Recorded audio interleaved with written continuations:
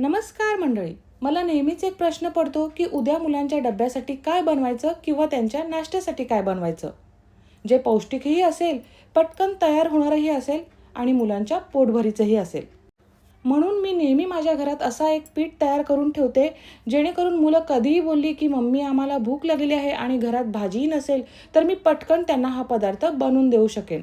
हो, तुम्ही बरोबर ओळखलात. आज मी बनवणार आहे थालीपीठ. त्याच्यासाठी मी भाजणी तयार करून ठेवलेली आहे. तर त्याच्यामध्ये घालायची आहे हळद, आपला आगरी मसाला, चवीनुसार मीठ, ओवा थोडा चोळून घालायचा आहे. तुम्ही मसाले तुमच्या घरात जे अवेलेबल असतील ना ते घालू शकता. आता याच्यामध्ये बारीक चिरलेला कांदा घालायचा आहे, बारीक चिरलेली कोथिंबीर.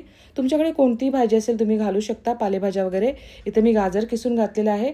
थोडंसं तेल टाकलेलं आहे, तीळ घालायचे आहेत. आलं, लसूण, मिरची, कोथिंबीरची पेस्ट टाकायची आहे. आता हे कोरडंच आपल्याला पहिल्यांदा मिक्स करायचं आहे. आता याच्यामध्ये थोडं थोडं पाणी घालून याचं सैलसर असं पीठ मळून घ्यायचं आहे आपल्याला.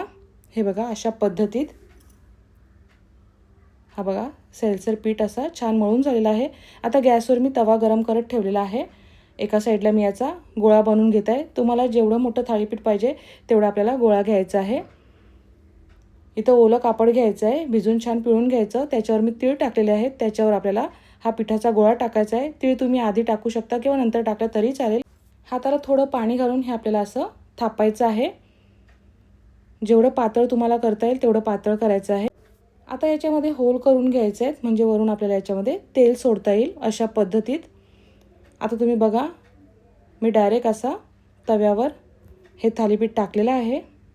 याची दुसरी एक पद्धत आहे, ती तुम्हाला नंतर दाखवते मी. आता होलमध्ये थोडं थोडं आपल्याला तेल सोडायचं आहे, म्हणजे सगळीकडून थालीपीठ जे आहे ते छान असं तळलं जाईल. वरून तुम्ही बघू शकता थालीपीठ ड्राय झालेलं आहे, याचा अर्थ ते फ्लिप करायचं आहे. मी फ्लिप केलेलं आहे. दोन्ही साईडनं आलटून पालटून आपल्याला थालीपीठ जे आहे छान असं मस्त भाजून घ्यायचं आहे. बघा मस्त असं आपलं थालीपीठ तयार आहे. खमंग खुसखुशीत असं थालीपीठ आपलं तयार आहे. आता पुन्हा तुम्हाला करून दाखवते. पुन्हा ओलं कापड घ्यायचं आहे. आता मी याच्यामध्ये तीळ आधी टाकलेलं नाही, तीळ नंतर टाकणार आहे. पुन्हा आपल्याला तीच प्रोसेस करायची आहे.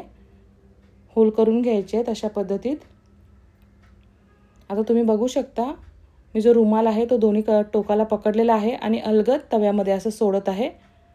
तुम्हाला कोणती पद्धत आवडते ना त्या पद्धतीत तुम्ही करू शकता.